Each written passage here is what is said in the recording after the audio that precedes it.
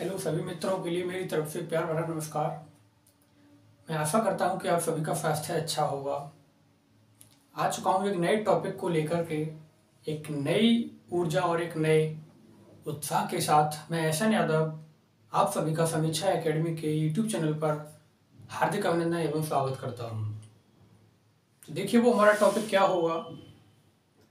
वो एक ऐसा टॉपिक है जहाँ से आपके अधिकतर क्वेश्चंस करंट में भी पूछे जाते हैं और आजकल जो बहुत ही अधिक उस टॉपिक पर विचार विमर्श हो रहे हैं, आए दिन बैठकें हो रही हैं कि किसी भी तरह से इस महाविनाश को बचाइए, तब तो हम अपनी पृथ्वी को सुरक्षित रख सकते हैं, अन्यथा नहीं। देख रहे होंगे आप, कैंसर के रोग, जेनेटिकली प्रॉब्लम्स वगैरह बहुत सारी प्रॉब्लम्स पृथ्वी पर इस समय क्रिएट हो रही हैं। कारण क्या है उन सारी चीज़ों का? तो वही आपका यानी कि ओजोन परत को लेकर आज हम बात करने वाले हैं कि ओजोन परत के ह्रास के लिए सबसे अधिक जिम्मेदार कारक या गैस कौन सी है। यहाँ से बहुत अधिक क्वेश्चंस पूछे जाते हैं, यानी कि क्लोरोफ्लोरोकार्बन से संबंधित, जिसे हम फ्रियोन गैस के नाम से भी जानते हैं, जिसका उपयोग फ्रिज और एसी में किया जाता है। लेकिन आजकल उस पर क्या है, अब प्रतिबंध लग चुका है। तो क्वेश्चंस ये भी बनते हैं कि ओजोन दिवस जो है वो कब मनाया जाता है। तो आ जाइए अपने टॉपिक की तरफ। टॉपिक है हमारा यानी कि CFC,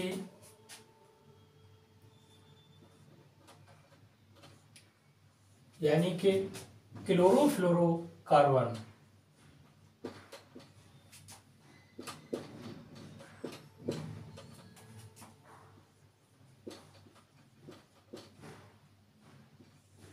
CFC की फुल फॉर्म यानी कि केमिकल नेम क्या है, क्लोरोफ्लोरोकार्बन। इस CFC को मेफ्रॉन के नाम से भी जाना जाता है, मेफ्रॉन, और इसे फ्रियोन गैस भी कहा जाता है। यानी कि इसका जो केमिकल नेम जो होगा वो क्लोरोफ्लोरोकार्बन, जबकि सिंपल नेम में इसे फ्रियोन गैस और मेफ्रॉन के नाम से भी जाना जाता है। और इसी फ्रियोन गैस का उपयोग क्या है, ये हम फ्रिज, एसी और कंप्यूटर वगैरह में करते हैं और जेट विमान वगैरह में किया जाता है। बात आती है कि CFC के बारे में सर्वप्रथम किसने बताया था कि ये ओजोन परत के लिए एक यानी नुकसान के रूप में उत्तरदायी गैस है। तो ये जो बताया था वो बताया गया था थॉमस मुद्गल नामक वैज्ञानिक के द्वारा। तो पूछा जाता है कि थॉमस मुद्गल का क्या योगदान रहा। तो ओजोन परत के ह्रास के लिए जो जिम्मेदार गैस बताई वो थॉमस मुद्गल के द्वारा बताई गई। कौन से? यानी कि CFC, क्लोरोफ्लोरोकार्बन। इस क्लोरोफ्लोरोकार्बन के लिए हम क्लोरोफ्लोरोमेथिल के नाम से भी जानते हैं। यानी कि यहाँ पर क्लोरीन का परमाणु, फ्लोरीन, और आपका ये कार्बन के परमाणु यहाँ पर क्या है, उपस्थित होते हैं। तो देखिए किस तरीके से ये क्या है, CFC हमारी ओजोन परत के लिए नुकसान पहुंचा रही है। तो आइए यहाँ पर ये आपका सबसे पहले एक चीज और देखते हैं यहाँ पर कि जो फ्रियोन गैस है, यहाँ पर आपने अधिकतर देखा होगा कहीं पर इस तरीके से लिखा आता है F11, F12, F13, F28। ये जो F के बाद जो संख्या लिखी जाती है अंकों में, नंबर, ये वास्तविकता में नंबरों का मतलब यहाँ पर है क्या, उसी चीज को हम क्या है यहाँ पर समझने वाले हैं। उसके बाद फिर हम क्या है आगे की बात करेंगे। तो देखिएगा आप यहाँ पर कुछ फॉर्मूले हैं, उनको नोट डाउन कर लीजिएगा। तो वो हैं यानी कि अगर संख्या दहाई में हो तो आपको लिखना है chlorine equal to 4 minus F, और यदि संख्या सैकड़ा में है तो लिखना है आपको chlorine equal to 6 minus F। अधिकतर स्टूडेंट यही नहीं समझ पाते कि ये फ्रियोन 11, फ्रियोन 12, फ्रियोन 51, यानी कि इसका मतलब ये है क्या संख्या का। तो आज हम उसी को समझने वाले हैं। तो सबसे पहले तो आपको ये पता होना चाहिए कि ये सूत्र, आपको जो फॉर्मूले मैंने अभी आपको लिखाए हैं, यानी कि अगर संख्या दहाई में हो तो फॉर्मूला हुआ chlorine equal to 4 minus F, और यदि संख्या सैकड़े में हो तो लिखना होगा आपको chlorine equal to 6 minus F। तो आ जाइए अपना, यानी कि हम सबसे पहले दहाई वाली संख्या को ही ले लेते हैं। तो यानी कि आपको फ्लोरीन यानी कि फ्रियोन 11 ये लिखना है। और इसमें जो आपका इकाई का अंक है इसको आप क्या मानेंगे, फ्लोरीन कहेंगे, जबकि जो दहाई का अंक होगा उसे क्या कहेंगे आप, कार्बन कहेंगे। इसका मतलब ये है कि यहाँ पर फ्लोरीन का एक एटम है जबकि कार्बन का भी क्या है यहाँ पर एक है। अब हमें जरूरत किसकी है, यहाँ पर हमें फ्लोरीन और कार्बन तो मिल गए, अब हमें यहाँ पर किसकी जरूरत है, और क्लोरीन की और संख्या क्या है, केवल और केवल दहाई में है, यानी कि तो यहाँ पर फॉर्मूला लगा सकते हो आप इसका, यानी कि क्लोरीन इजकल टू 4 माइनस ये फॉर्मूला, और एफ की जगह क्या रख देंगे हम, यहाँ पर संख्या 1 है ये, तो 1 रख दिया। और हम पर हमारा क्लोरीन के कितने निकल के आ गए, यहाँ पर एटम्स 3 निकल के आ गए। अब हमारा फॉर्मूला बन जाएगा, यानी क्या बनेगा, तो CFC के रूप में हम बना सकते हैं, यानी क्लोरोफ्लोरो कार्बन।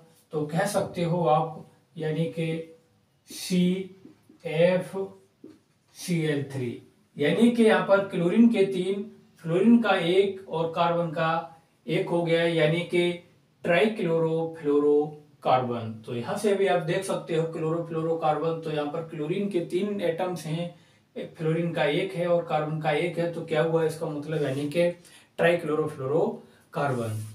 दूसरा देख सकते हो आप, यानी कि यदि फ्लोरीन 12 से संबंधित, पहले आप इसको उतार लीजिए, नोट डाउन कर लीजिए, उसके बाद आगे बढ़ते हैं, या स्क्रीनशॉट ले सकते हैं आप।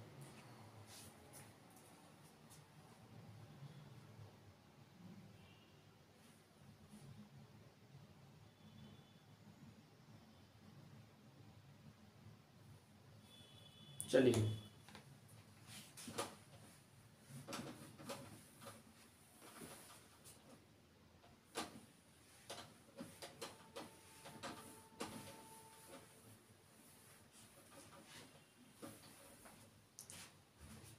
यदि कहा जाए आपसे कि फ्लोरीन यानी कि फ्रियोन 12, इसका फॉर्मूला क्या होगा, फ्रियोन 12 को हम CFC के रूप में कैसे व्यक्त करेंगे।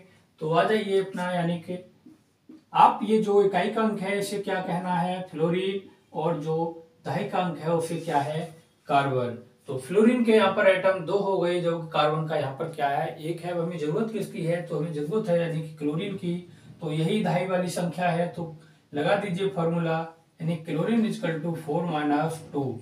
तो क्लोरीन के यहाँ पर परमाणु कितने निकल के आ गए, 2 निकल के आ गए, तो यहाँ से हमारा फॉर्मूला क्या निकल के आ जाएगा, यानी कि क्लोरीन के 2 हैं, तो और ये आपका कार्बन का 1 है और फ्लोरीन का 2 है, तो क्या कर सकते हैं आप, यानी कि CF2Cl2, यानी कि ये जो है वो हमारा फॉर्मूला यहाँ पर निकल के आता है, यानी CF2Cl2 कार्बन का 1 है, फ्लोरीन के 2 हैं और क्लोरीन के यहाँ पर 2 हैं। तो इसे हम जो अगर इसका केमिकल नेम भी पूछा जाए तो आप बता सकते हो, यानी कि डाइफ्लोरो कार्बन। तो कभी कभी इसके केमिकल नेम भी पूछ ले जाते हैं तो भी आप बता सकते हो। 2 के लिए हमेशा डाई बोला जाता है और 1 के लिए मोनो, तो यहाँ पर क्या कह सकते हो आप, यानी कि डाइफ्लोरो कार्बन। और सिंपल पूछ लिया जाए कि फॉर्मूला क्या होगा फ्रियोन 12 का, तो कह सकते हो CF2Cl2। और अगर पूछा जाए कि F11 का क्या होगा, तो वो अभी मैंने आपको बताया था फ्रियोन 11 का, यानी कि CFCl3, यानी कि रासायनिक नाम ट्राइक्लोरोफ्लोरो कार्बन। आगे एक और देख लीजिए आप, यानी कि अगर बात की जाए फ्रियोन 13 की, तो यहाँ से हम बता सकते हैं कि यदि ये आपका इकाई का अंक क्या हुआ फ्लोरीन और ये आपका कार्बन, निकालना क्या है आपको, क्लोरीन की जरूरत है, तो क्लोरीन इजकल टू 4 माइनस 3, तो क्लोरीन के यहाँ से कितने निकल के आ गए, मात्र, यानी कि यहाँ पर 1 एटम है, तो फॉर्मूला क्या होगा, यानी फॉर्मूला होगा CF3Cl, यानी कि क्लोरो ट्राइफ्लोरो कार्बन, ये इसका क्या हुआ, केमिकल नेम हुआ। अब बात आती है कि चलिए हमने ये बता दिया, F11 बता दिया, F12 भी बता दिया और आपका ने फ्रियोन 13 भी बता दिया। अब पूछा जाए कि फ्रियोन 14 इसका क्या होगा फॉर्मूला, तो देखिए, इसको आपको फ्लोरीन कहना है, इसको कार्बन, लगा दीजिए फॉर्मूला, क्लोरीन इजकल टू 4 - 4, यानी कि यहाँ पर तो क्लोरीन का एक भी एटम्स नहीं है। जब एक भी एटम नहीं है तो इसका मतलब ये है कि ये कोई भी फॉर्मूला यानी कि फ्रियोन 14 कोई भी गैस होती ही नहीं है। यदि मैं आपको यहाँ पर और जानकारी के लिए बता दूं कि यदि क्लोरीन का एक भी एटम्स निकल के नहीं आ रहा है, जीरो निकल के आ रहा है, तो समझ लीजिए वो फ्रियोन गैस नहीं होगी। दूसरा समझ सकते हैं आप, यदि क्लोरीन यानी कि फ्लोरीन की संख्या यदि इस जो आपका ये जो अंक लिखे हुए यहाँ पर 4 - F और 6 - F, यदि 4 और 6 से अधिक होती है यहाँ पर और माइनस में निकल के आता है, तो इसका मतलब क्लोरीन का यानी कि माइनस में निकल के आएगा तो वो भी कोई भी गैस नहीं होती। जैसे पूछा जाए कि फ्रियोन 15 का जो फॉर्मूला होगा वो क्या होगा, सूत्र, तो ये आपका फ्लोरीन, ये कार्बन, तो लगा दीजिए क्लोरीन इक्वल टू 4 - 5, तो इसमें से जाएगा नहीं तो यानी कि माइनस का 1 निकल के आएगा, तो यानी कि ये भी कोई भी गैस नहीं होती। जबकि ये गैसें क्या है यहाँ पर, ये बिल्कुल एब्सोल्युटली होती है, जबकि ये वाली नहीं होती। तो इस तरीके से क्या है आप इनके बारे में बता सकते हो कि फ्रियोन 11 का मतलब क्या होता है, फ्रियोन 12 का फॉर्मूला क्या होगा, फ्रियोन 13 का फॉर्मूला क्या होगा, ये कौन सी गैस हो सकती है और कौन सी नहीं हो सकती। तो अगर आपसे ये भी कहा जाए कि फ्रियोन 9 कोई गैस होती है, तो यहाँ पर कोई भी फ्रियोन 9 गैस नहीं होती, क्योंकि यहाँ तो केवल फ्लोरीन बचा और यहाँ पर कार्बन तो है ही नहीं। हम क्लोरीन कहाँ से निकाल सकते हैं। मैं किसी भी तीसरे चीज को निकालने के लिए हमें आंकड़े क्या है होने चाहिए हमारे पास। अगर आपसे बात की जाए फ्रियोन 10, तो यहाँ पर फ्रियोन 10 भी कोई भी गैस नहीं होती, क्योंकि अगर आप फ्लोरीन की बात करेंगे तो यहाँ पर फ्लोरीन कोई भी नहीं है और यहाँ पर कार्बन का मात्र एक है, तो भी हम यहाँ पर नहीं निकाल सकते, यानी कि ये भी कोई भी गैस नहीं होती। कर लीजिए नोट डाउन, स्क्रीनशॉट ले सकते हैं आप लोग।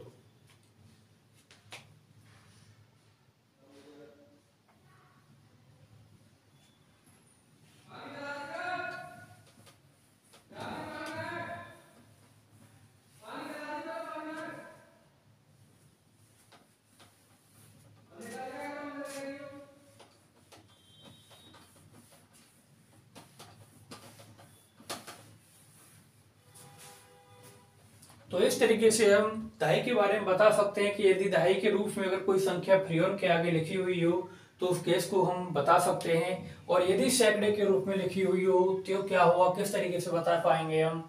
तो देखिएगा उस चीज के लिए कि यदि फ्रियोन 1 से 11 ये लिखा हुआ है तो ये कौन सी गैस होती है, इस किस तरीके से हम इसका फॉर्मूला निकालेंगे क्लोरोफ्लोर CFC के रूप में। तो देखिएगा आप, जो इकाई का अंक होगा उसे आपको फ्लोरीन मानना है, जबकि दहाई के अंक को कार्बन, और जो सैकड़े का अंक होगा भाई इसे क्या माने, तो मैं आपको बता दूं ये भी आपको क्या होगा, कार्बन ही मानना होगा। तो यानी कि हम यहाँ पर कह सकते हैं फ्लोरीन का 1 है परमाणु, जबकि कार्बन के कितने हो गए, एक ये हुआ और एक ये हुआ, यानी कि 2 हो गए। अब हमें जरूरत किसकी है, हमारे पास फ्लोरीन और कार्बन तो हो गए, हमें जरूरत है क्लोरीन की।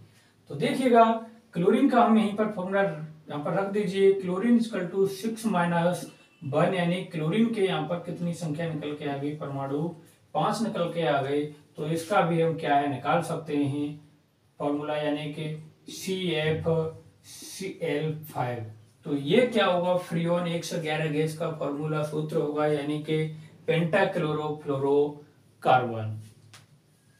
बात की जाए यदि फ्रियोन 1 से 12 की, तो इसे भी आप बता सकते हो, यानी कि ये फ्लोरीन, ये कार्बन, और ये भी क्या होगा आपका कार्बन होगा। थोड़ा इस चीज को देख लीजिएगा, यहाँ पर थोड़ा गलत हो गया, ये यहाँ पर कार्बन क्या है, एक है ये और एक आपका सैकड़े वाला है, तो यहाँ पर कार्बन के 2 हुए, तो यानी कि यहाँ पर ये आपका क्या होगा 2 निकल के आएगा। तो इसका रासायनिक नाम क्या होगा, पेंटाक्लोरोफ्लोरोडाई कार्बन।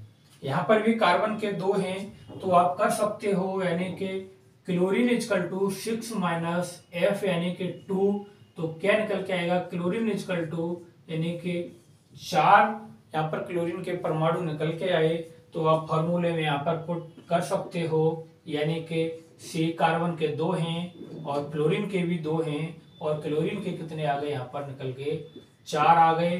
तो इसे भी हम उसका राशन नेम क्या दे सकते हैं, यानी कि टेट्रा क्लोरो डाईफ्लोरो डाईकार्बन। तो इस तरीके के ये क्वेश्चंस भी क्या है पूछ लिए जाते हैं कभी कभी, तो ये भी आपको पता होना चाहिए।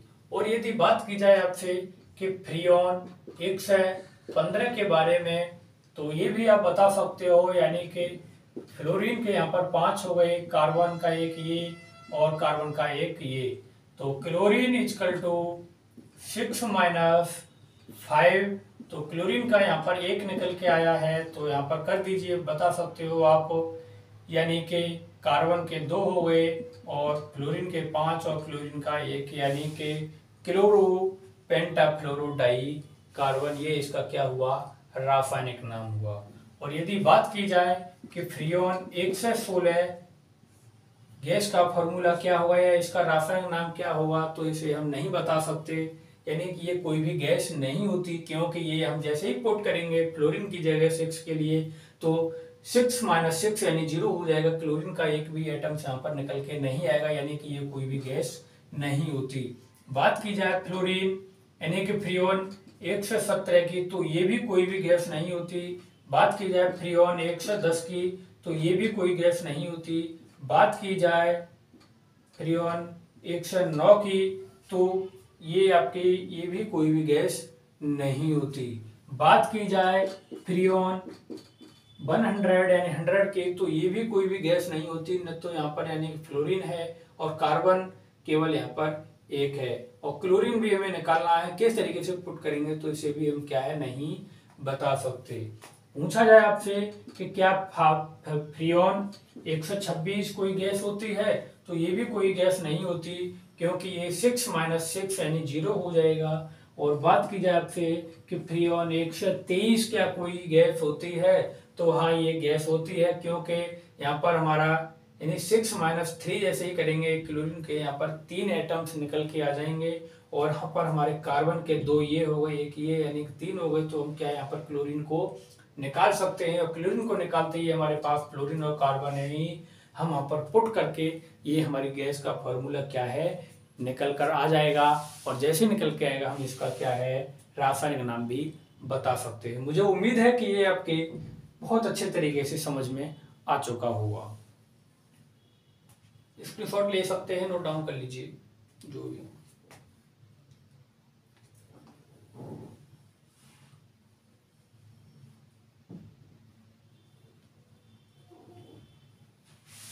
बेटा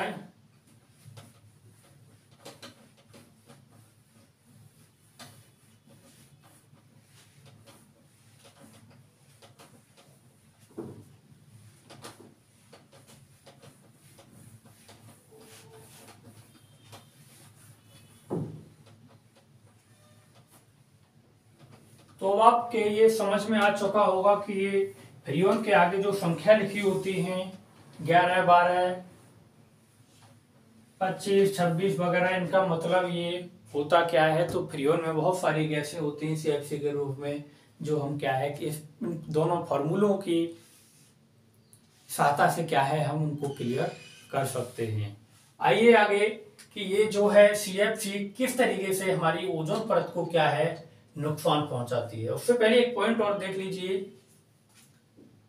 कि जो फ्रियोन 12 इसका यानी कि ये गैस है फ्रियोन 12, इसका उपयोग कहाँ किया जाता है, तो पूछ लिया जाता है ये, तो इसका उपयोग जो है वो फ्रिज और AC में किया जाता था। जबकि फ्रियोन 11 की बात की जाए तो फ्रियोन 11 का जो उपयोग है वो कंप्यूटर में किया जाता है। तो इस तरीके से बहुत सारी फ्रियोन की गैसें हैं जहाँ पर इनका अलग अलग इंस्ट्रूमेंट में क्या है अलग अलग तरीके से क्या है उपयोग किया जाता है। तो इन्हीं फ्रियोन गैस का यूज क्यों किया जाता है फ्रिज AC या कंप्यूटर में, तो मैं आपको बता दूं जो फ्रियोन गैस होती है वो एक बहुत ही ठंडी क्या होती है गैस होती है। और फ्रिज और AC का भी काम क्या होता है हमारे घर को या हमारे खाने को क्या करना थोड़ा ठंडा रखना, यानी वहाँ के उसके टेम्परेचर को क्या कर देना, लो कर देना, बहुत अधिक कर बहुत कम कर देना।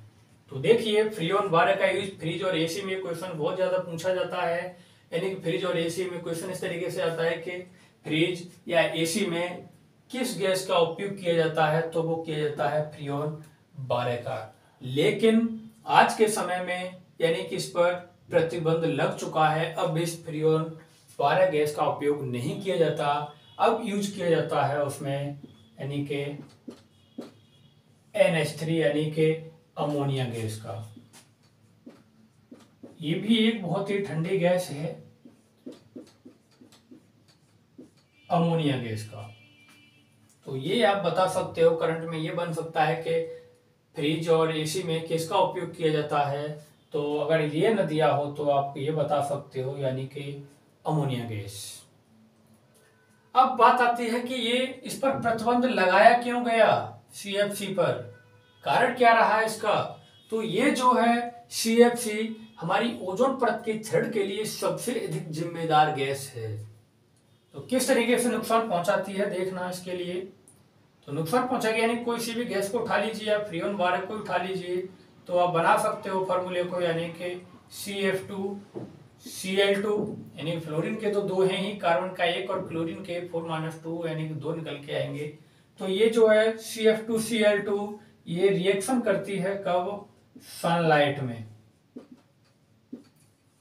और जब ये सनलाइट में रिएक्शन होगी, क्रिया करेगी, तो ये यहाँ पर क्लोरीन के फ्री रेडिकल्स क्या है, अलग हो जाते हैं, यानी कि इस तरीके CF2Cl प्लस Cl, यानी कि क्लोरीन के यहाँ पर जो एटम्स होंगे वो क्या होंगे, बिल्कुल फ्री हो जाएंगे, और ये क्लोरीन के एटम अलग होकर के ये अपनी अलग से रिएक्शन करेंगे। क्लोरीन करेगा फिर उसके पश्चात ओजोन के साथ, और क्या बना देगा, यानी कि क्लोरीन ऑक्साइड प्लस O2, यानी कि ओजोन को एक तो ऑक्सीजन और यानी कि और क्लोरीन ऑक्साइड में क्या है, तोड़ देता है। इसके बाद यही क्रिया फिर आगे होगी, यानी कि ClO प्लस O3, और इसके पश्चात ये Cl अलग हो जाएगा दोबारा से, और ये आपका ओजोन फिर से टूट जाएगी और क्या बन जाएगा, 2O2।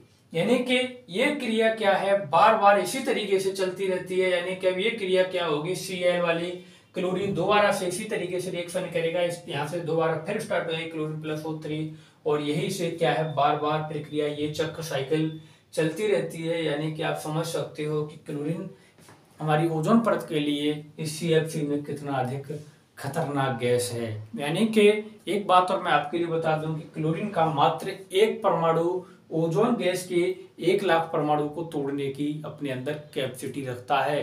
तो आप समझ चुके होंगे कि मात्र एक परमाणु, और हम तो बहुत सारे क्लोरीन की गैस के परमाणुओं को क्या है, छोड़ रहे हैं जेट विमानों के द्वारा, फ्रिज एसी के द्वारा। तो क्या प्रतिबंध नहीं लगना चाहिए था, हाँ जी, इस पर प्रतिबंध लगना चाहिए था। तो कब लगा इस पर प्रतिबंध, तो आप पढ़ते होंगे, यानी कि 16 सितंबर 1987 की बात है, एक सम्मेलन होता है मॉन्ट्रियल सम्मेलन, जो आपने सुना होगा।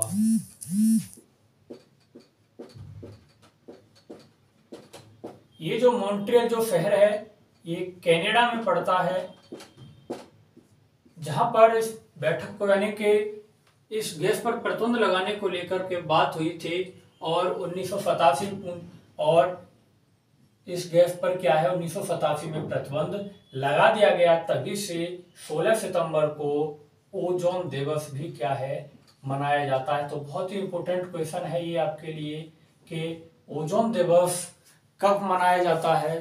तो ओजोन दिवस 16 सितंबर के लिए हर साल हर वर्ष मनाया जाता है। तो पूछ सकते हैं कि CFC पर प्रतिबंध लगाने की बात कौन सा सम्मेलन करता है, तो वो मॉन्ट्रियल सम्मेलन करता है। पूछ सकते हैं कि मॉन्ट्रियल जो शहर है वो कहाँ पड़ता है, तो वो कनाडा में पड़ता है, जहाँ पर 1987 में बैठक हुई थी ओजोन परत के क्षरण को लेकर के। तो बता सकते हैं कि 16 सितंबर को ओजोन दिवस क्या है, मनाया जाता है। तो ये भी देख सकते हो आप किस तरीके से क्लोरीन क्या है, हमारी ओजोन परत को क्या है, नुकसान पहुंचा रही है। मात्र एक परमाणु क्लोरीन का और एक ओजोन के 1 लाख परमाणु को अपने अंदर तोड़ने की ताकत रखता है।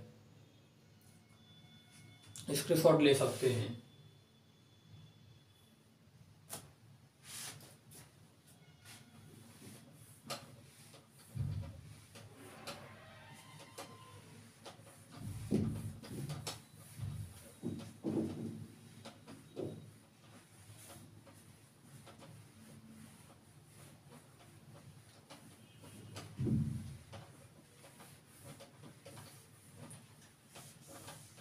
बात आती है कि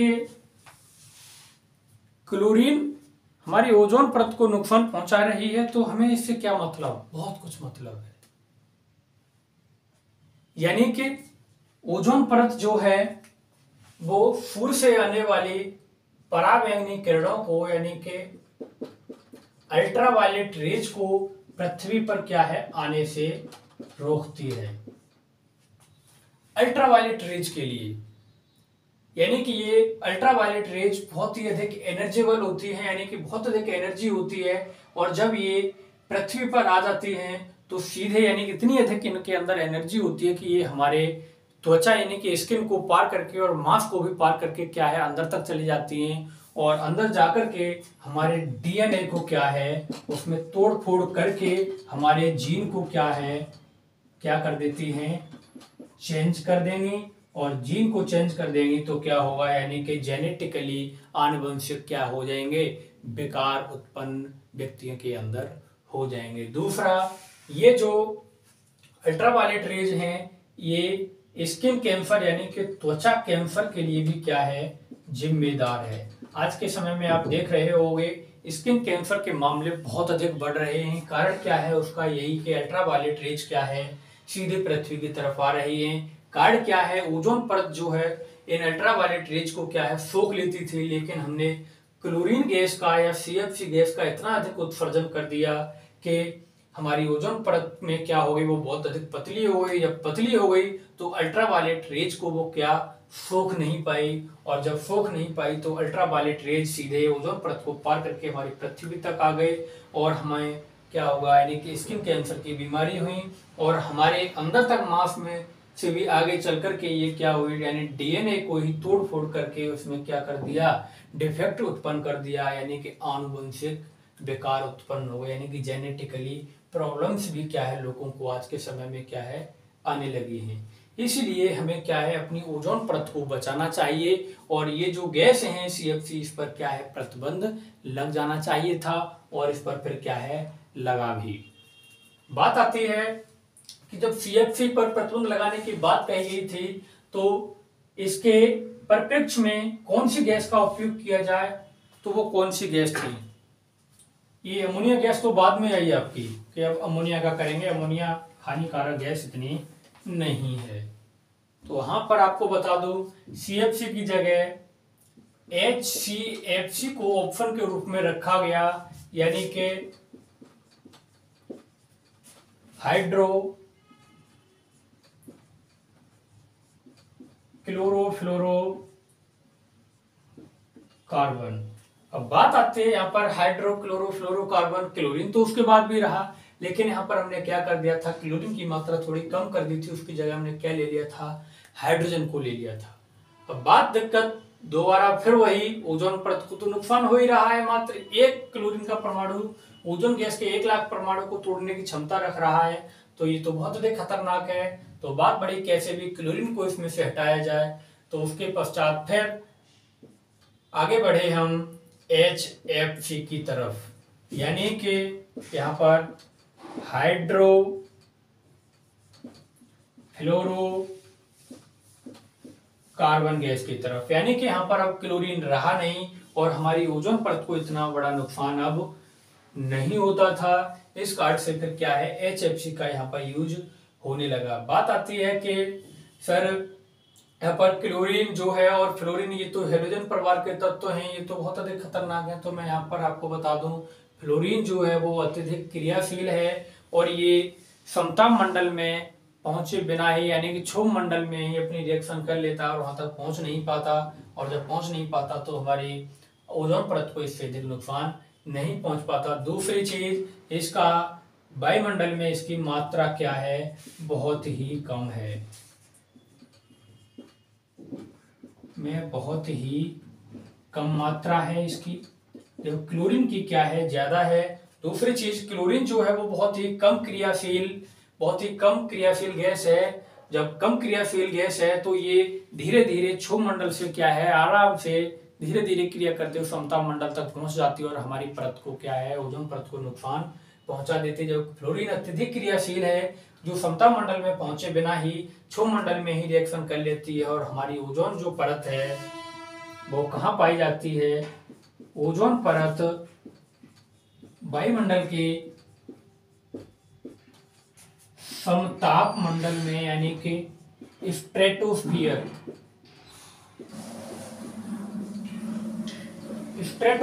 में पाई जाती है, स्ट्रेटोस्फीयर मंडल में पाई जाती है। यानी कि अगर इसकी मोटाई की बात की जाए ओजोन परत की, तो ओजोन परत की मोटाई है यानी कि 15 से 20 किलोमीटर मोटी है ये। यानी कि आप अंदाजा लगा सकते हो, यानी कि इसकी जो मोटाई है वो कितनी है, 15 से, यानी कि 15 से 35 किलोमीटर तक क्या है, इस ओजोन परत की क्या है, मोटाई पाई जाती है। यानी कि आप अंतर निकाल सकते हो, यानी कि कम से कम, यानी कि 20 किलोमीटर मोटी क्या है, ये परत है। और लोग कहते हैं कि ओजोन परत में छिद्र हो गया है, तो मैं आपको यहाँ पर जानकारी के लिए बता दूं, ओजोन परत में कोई भी छिद्र नहीं है, बल्कि छिद्र का मतलब वहां पर, यानी कि ओजोन परत की जो मोटाई है कम हो गई है। आप देखते होंगे कि आप जो है रजाई भरवा के लेके आते होंगे उसमें रुई, सर्दियों के वक्त, और कुछ समय पश्चात आप देखते होंगे कि आपने मुंह ढक लिया और कमरे में लाइट जली हुई है। कमरे में लाइट जलने के पश्चात आपने आंखें खोली, तो शुरुआत में जब आप रुई भरवा के लेके आए तो उसमें से आपको प्रकाश वगैरह कुछ भी दिखाई नहीं देता। लेकिन कुछ समय पश्चात जब आप उस रजाई को यूज करते रहते हैं तो उसकी रुई क्या है, अलग अलग, कहीं पतली कहीं मोटी, यानी कहीं पर रुई एक जगह इकट्ठा हो जाती है तो कहीं पर बहुत कम रह जाती है। तो यानी कि जब लाइट जलाते हैं तो हमें उस कंबल में से या रजाई में से क्या है, हमें प्रकाश की किरणें, यानी कि हमें क्या है, बाहर की तरफ दिखाई देने लगता है। दिखाई देने लगता तो इसका मतलब ये हुआ कहीं पर मोटाई कम तो कहीं पर ज्यादा। तो उसी तरीके से ये हमारी ओजोन परत, कहीं पर मोटाई बहुत अधिक है तो कहीं पर मोटाई बहुत कम है। तो इस तरीके से आप बता सकते हो ओजोन परत में कोई, यानी कि छिद्र नहीं, कोई होल नहीं है, बल्कि ओजोन परत की मोटाई क्या हो गई है, कम हो गई है। तो उतार लीजिए इसे, स्क्रीनशॉट ले सकते हैं। तो सबसे पहले CFC गैस का उपयोग किया जाता था, उसके पश्चात HCFC, उसके पश्चात फिर हम HFC की तरफ बढ़े और उसके पश्चात हम कहाँ बढ़ गए, फिर NH3 की तरफ बढ़े, यानी कि अमोनिया गैस की तरफ बढ़े। तो आज के समय में किस गैस का उपयोग किया जा रहा है, अब अमोनिया गैस का उपयोग किया जाता है। चलिए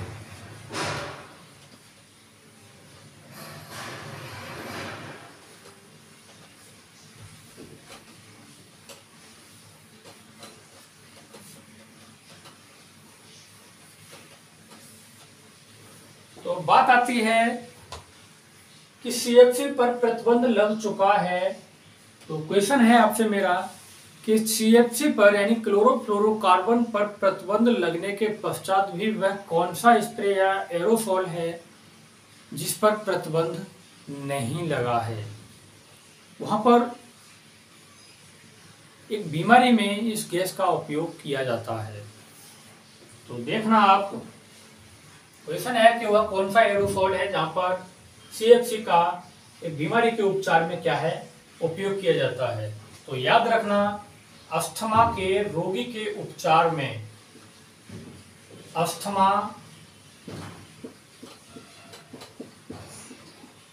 के रोगी के, अस्थमा के रोगी के उपचार में CFC का यूज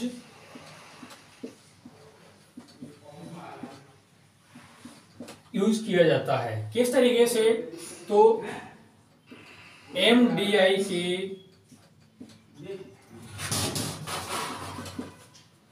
एमडीआई के रूप में, यानी कि इसकी फुल फॉर्म पूछी जाती है कि अस्थमा के रोग के उपचार में सीएफसी का उपयोग किया जाता है किसके रूप में, तो एमडीआई के रूप में। तो एमडीआई ये है क्या, तो याद रखना है इसकी फुल फॉर्म, यानी कि मेटर्ड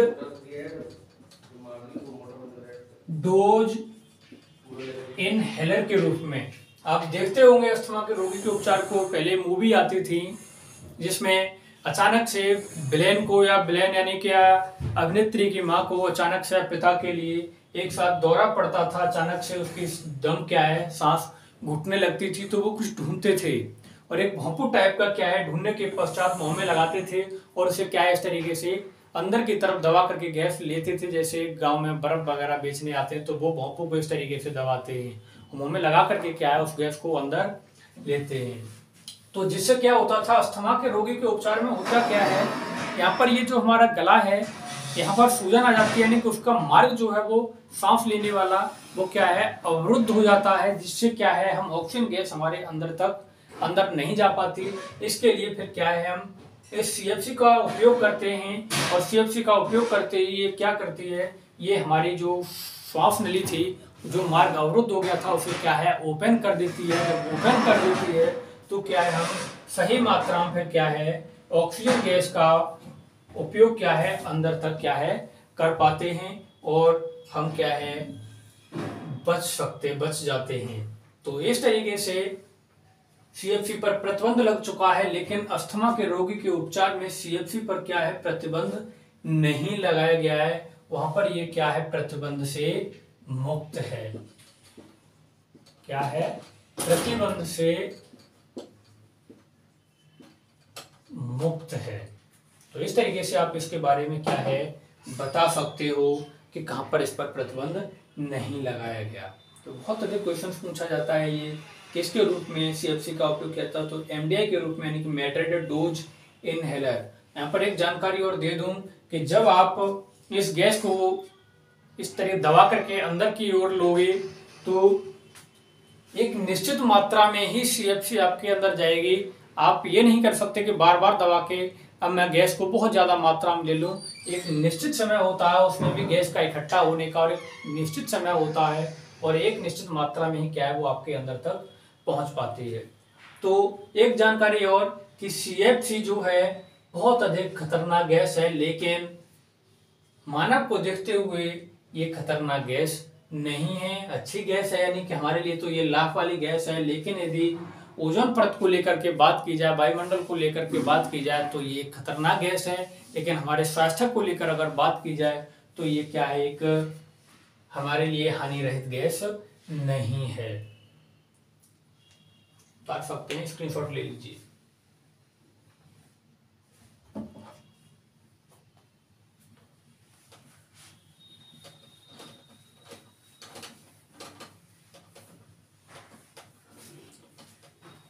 दूसरी बात यहाँ पर आती है कि अल्ट्रावायलेट हम कहते हैं बहुत ही अधिक खतरनाक गैस है, ये नहीं होनी चाहिए। तो मैं आपको बता दूं अल्ट्रावायलेट रेज जो है उसका भी उपयोग किया जाता है किस तरीके से, यानी कि ये ऑक्सीजन गैस है और ऑक्सीजन गैस जो है अल्ट्रावायलेट रेज की हेल्प से किसमें कन्वर्ट हो जाती है O3 में।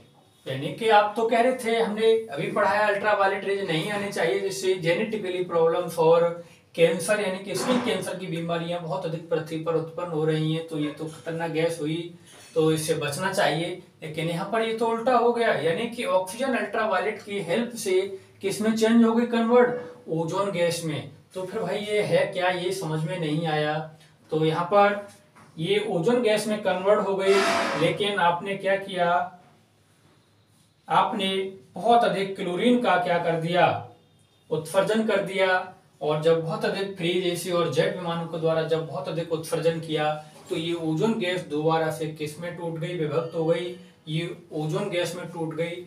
यानी कि प्रकृति ने तो, नेचर ने तो एक इस पृथ्वी पर यानी कि एक संतुलन बनाया था, लेकिन मानव ने उस संतुलन को अपने विकास की अंधाधुंध दौड़ में क्या है बिगाड़ दिया। तो अल्ट्रावायलेट की हेल्प से यानी कि ऑक्सीजन गैस O3 में कन्वर्ट हो जाती है, और लेकिन क्लोरीन जो है वो तुरंत से ओजोन गैस को क्या है ऑक्सीजन में तोड़ देती है। दूसरी चीज यहाँ पर ओजोन गैस भी एक बहुत ही अधिक खतरनाक गैस है। अब आप कहोगे ये क्या बात है सर, ओजोन परत तो हमारे लिए जेनेटिकली प्रॉब्लम्स और स्किन कैंसर से बचा रही है और आप कह रहे हैं यहाँ पर अब खतरनाक गैस है। तो यहाँ पर मैं बता दूं, हाँ ये खतरनाक गैस है, इसीलिए प्रकृति ने एक संतुलन बनाया था कि अल्ट्रावायलेट ओजोन में कन्वर्ट कर देंगे ऑक्सीजन को, और क्लोरीन जो है वो ओजोन को ऑक्सीजन में कन्वर्ट कर देगी, जिससे एक निश्चित मात्रा इनकी बनी रहेगी, ये बहुत अधिक मात्रा में नहीं बनेंगी। तो लेकिन मानव ने क्या किया, मानव ने क्लोरीन का बहुत अधिक उत्सर्जन कर दिया, जिससे ओजोन जो थी निश्चित मात्रा में रहनी चाहिए थी प्रकृति के अनुसार, लेकिन वो नहीं रही, बहुत कम मात्रा उसकी क्या है हो गई। ओजोन गैस को आप पहचान सकते हो, ओजोन गैस की जो गंध होती है वो बिल्कुल एक सड़ी हुई मछली की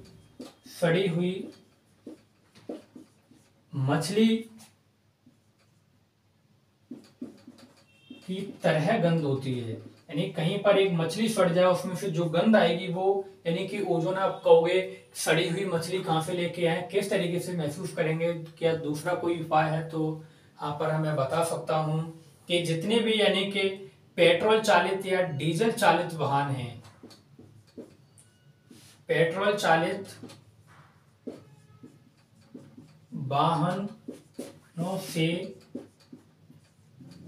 O3 का उत्सर्जन होता है।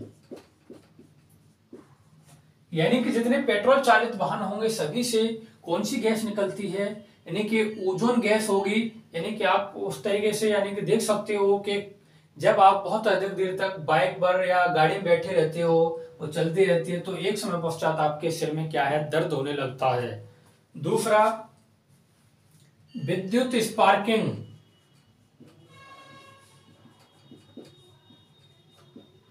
विद्युत स्पार्किंग के वक्त भी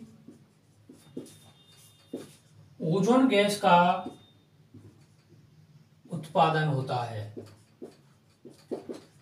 यानी कि विद्युत स्पार्किंग, यदि कोई दो तार आपस में स्पार्किंग हो गई, यानी कि इस तरीके से वो चिपक गए, तो उस समय जो एक आपको गंध महसूस होती है, कहीं से हमें बदबू आ रही है, गंध आ रही है, कहाँ है तार जले हैं, तो वो जो गंध आती है वो कौन सी है, वो ओजोन गैस की है। दूसरा, जो वेल्डिंग वाले होते हैं, जब आप वेल्डिंग वाले दुकान के पास जाते हो, तो वेल्डिंग की जो दुकानें होती है वहां पर भी हमें एक अलग तरीके की गंध दिखाई देती है, गंध हमें महसूस होती है, जिससे हम जब वेल्डिंग की दुकान पर होते हैं तो कुछ ही समय पश्चात हमारे सिर क्या है, दुखने लगता है, चक्कर से आने लगते हैं।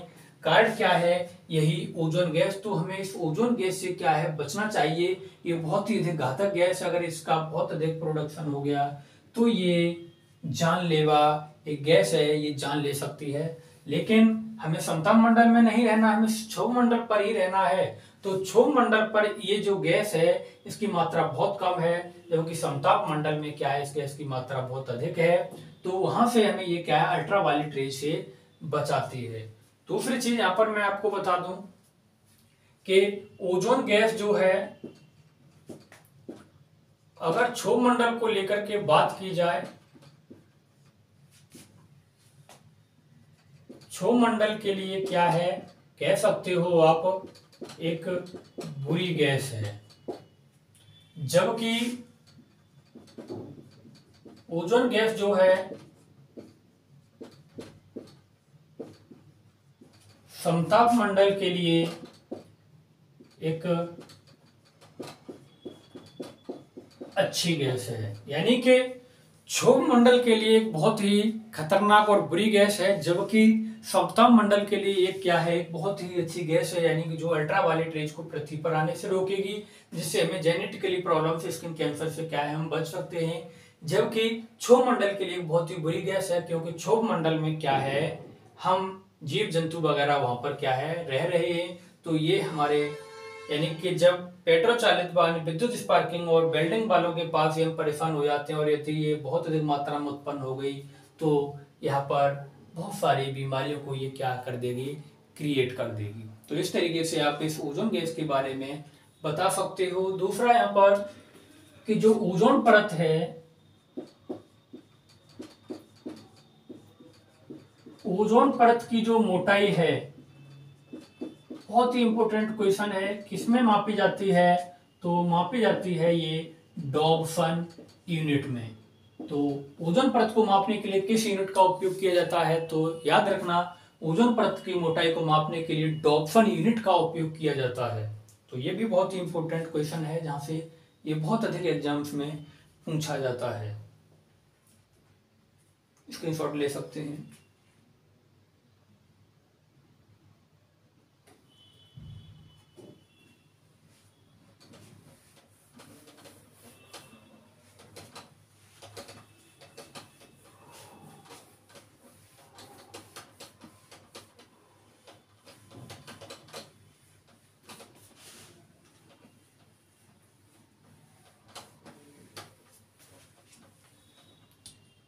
यहाँ पर एक बात और मैं आपके लिए पॉइंट बता दूं, बहुत ही इम्पोर्टेंट है कि जेट विमानों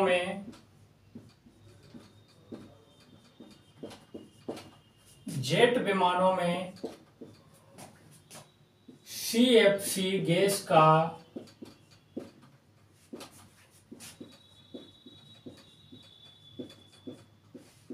यूज किया जाता है। तो जेट विमान और उड़ान कहाँ भरते हैं? जेट विमान उड़ान भरते हैं समताप मंडल में। यानी कि जेट विमानों में सीएफसी गैस का उपयोग किया जाता है जेट इंजनों में, और ये उड़ान कहाँ भरते हैं? यानी कि समताप मंडल में। इसका मतलब ये हुआ कि जेट विमान जो हैं या जेट इंजन जो हैं वो समताप मंडल यानी कि ओजोन परत के मुंह में जाकर के बिल्कुल क्या छोड़ के आते हैं? यानी कि सीएफसी गैस को छोड़कर आते हैं, यानी कि क्लोरीन को छोड़ के आते हैं। तो जब उसके मुंह में बिल्कुल छोड़ के आ रहे हैं तो ये अवश्यम भावी है कि हमारी ओजोन परत को जरूर नुकसान पहुंचेगा। तो इस पर प्रतिबंध नहीं है। जेट विमान जो हैं इनको उड़ान भरने के लिए सीएफसी गैस का ही उपयोग होगा, और ये उड़ान कहाँ भरते हैं? समताप मंडल में उड़ान भरते हैं।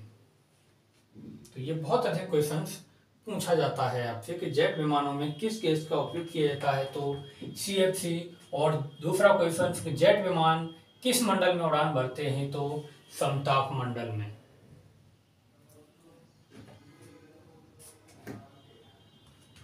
इसके बाद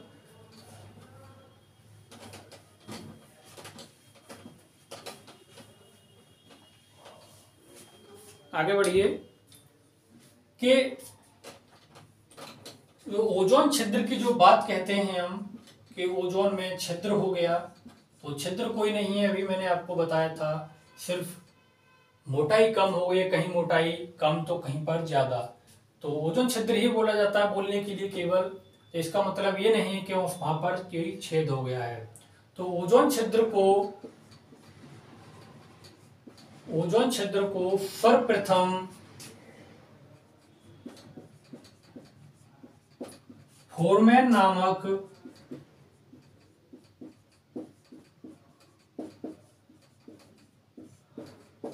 नामक वैज्ञानिक ने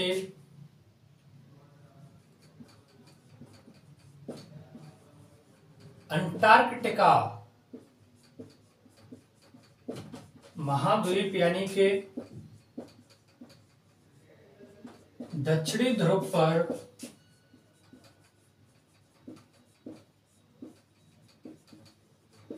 सर्वप्रथम देखा। यानी कि ओजोन छिद्र के बारे में जो सर्वप्रथम जो पता लगाया गया, तो वो लगाया था फोरमैन नामक वैज्ञानिक ने। कहां पर पता लगाया? तो वो अंटार्कटिका महाद्वीप यानी कि दक्षिणी ध्रुव पर सर्वप्रथम पता लगाया कि ओजोन परत में कोई एक छिद्र हो गया, जहां से अल्ट्रावायलेट रेज क्या है पृथ्वी की तरफ सीधे तौर पर आ रही हैं। तो बात आती है यहाँ पर दक्षिणी ध्रुव पर ही क्यों, उत्तरी ध्रुव पर क्यों नहीं, या भूमध्य रेखा पर क्यों नहीं, या कर्क रेखा पर, या मकर रेखा पर, या दूसरी जगह पर क्यों नहीं? तो उस चीज को भी समझ लीजिएगा। ये मान लीजिए यानी कि पृथ्वी है, और ये क्या है? 0 डिग्री इक्वेटोरियल, और कह सकते हो आप ये क्या हुआ? नॉर्थ पोल, और ये क्या हुआ? यानी कि नॉर्थ हेमिस्फीयर यानी कि उत्तरी ध्रुव,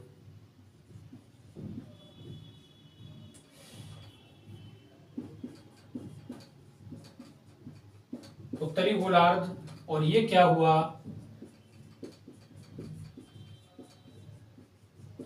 दक्षिणी गोलार्ध, और ये क्या हुए, ये हुआ नॉर्थ पोल, और जबकि ये क्या हुआ, साउथ पोल, यानी कि नॉर्थ पोल और साउथ पोल। तो ये साउथ पोल यानी कि दक्षिणी ध्रुव यहाँ पर सर्वप्रथम यानी कि अंटार्कटिका महाद्वीप पर फोरमैन ने ओजोन छिद्र को देखा। बात आती है कि यहीं पर यानी कि दक्षिणी ध्रुव पर ही क्यों, उत्तरी ध्रुव पर क्यों नहीं। तो यहाँ पर मैं आपको बता दूं कि ध्रुवों पर क्या होती है, ओजोन परत की मोटाई कम होती है, यानी कि ध्रुवों पर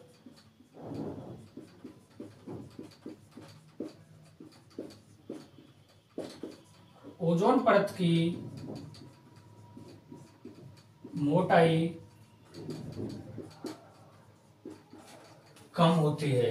तो बता सकते हो आप कि यानी ध्रुवों पर ओजोन परत की मोटाई कम होती है। जब कम होगी तो सबसे अधिक ह्रास भी क्या होगा, यहीं पर होगा।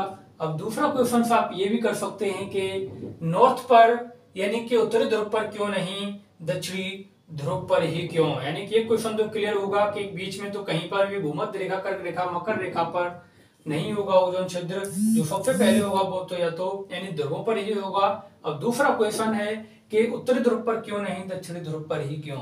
तो मैं आपके लिए यहाँ पर जानकारी के लिए बता दूं कि जितने भी जेट यानी कि एक्सपेरिमेंट होते हैं, यानी कि मिसाइल ले लीजिए आप, या कोई भी मान लीजिए हवाई जहाज है, या कोई भी सैटेलाइट है, अगर उसका प्रक्षेपण हो रहा है यानी कि जिसका एक्सपेरिमेंट कर रहे हैं, तो सभी के सभी उड़ान कहाँ भरते हैं, अधिकतर दक्षिणी गोलार्ध में ही भरते हैं, न कि उत्तरी गोलार्ध में।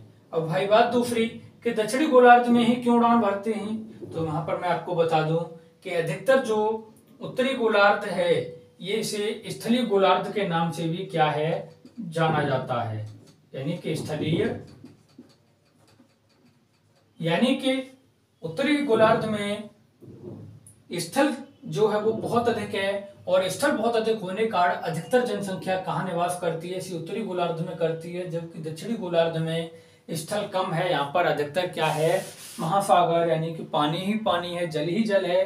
यदि कोई भी एक्सपेरिमेंट यदि असफल होता है, यदि कोई भी हम एक्सपेरिमेंट करना असफल होता है, कोई भी उड़ान यानी कि हवाई जहाज वगैरह जब या रॉकेट वगैरह असफल होता है, तो हम क्या करते हैं, उसे दक्षिणी गोलार्ध यानी कि महासागरों में क्या है, गिरा देते हैं, जिससे हम क्या है, जान माल के हानि से क्या है, बच जाते हैं। इसीलिए जब दक्षिणी गोलार्ध में उपयोग होते हैं सबसे ज्यादा, जब वो उड़ान भरते हैं तो क्लोरीन गैस का भी सबसे अधिक क्या है, उत्सर्जन बहुत अधिक करेंगे, तो सबसे अधिक नुकसान भी कहाँ होगा, दक्षिणी गोलार्ध पर ही होगा, यानी कि अंटार्कटिका महाद्वीप पर ही होगा। तो इस तरीके से ये पॉइंट आपका क्लियर हो चुका होगा कि ध्रुवों पर ही क्यों, ठीक है। और दूसरा पॉइंट उत्तरी ध्रुव पर क्यों नहीं, दक्षिणी ध्रुव पर ही क्यों, तो अधिकतर एक्सपेरिमेंट रॉकेट वगैरह, उपग्रह वगैरह कहाँ पर उड़ान भरते हैं, जेट विमान वगैरह ट्रेनिंग पर के लिए जब लोग जाते हैं वहां पर, तो वो भी उड़ान कहाँ भरते हैं, दक्षिणी गोलार्ध में ही भरते हैं। अब दूसरी बात यहाँ पर कि भारत में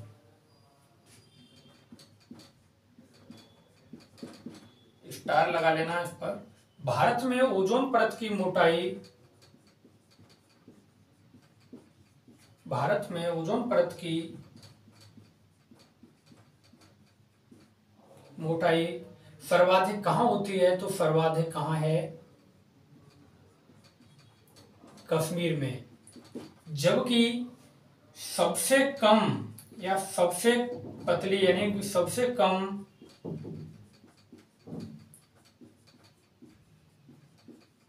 ओजोन परत की मोटाई जो है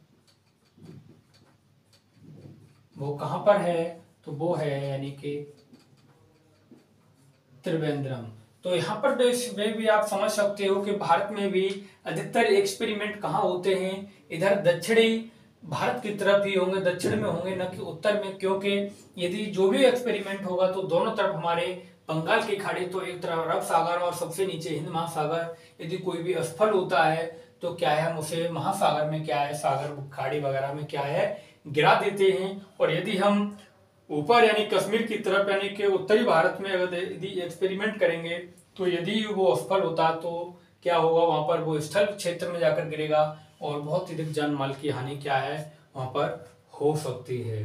तो इस तरीके से क्या है आप इसके बारे में बता सकते हो कि ओजोन परत जो है वो किस तरीके से हमारी क्या है रक्षा कर रही है और उसके क्षरण के लिए कौन सी सबसे अधिक जिम्मेदार गैस है। तो सबसे अधिक जिम्मेदार जो गैस है वो ये CFC है, और CFC के पश्चात जो जिम्मेदार गैस है सबसे ज्यादा उसके पश्चात वो है आपकी यानी कि N2 यानी कि NO2। तो सबसे अधिक जिम्मेदार गैस CFC और उसके पश्चात क्या हुई NO2। अब बात तो इस तरीके से आपके ये क्वेश्चंस पूछे जाते हैं। अगर क्लास अच्छी लगी हो तो प्लीज चैनल को सब्सक्राइब करें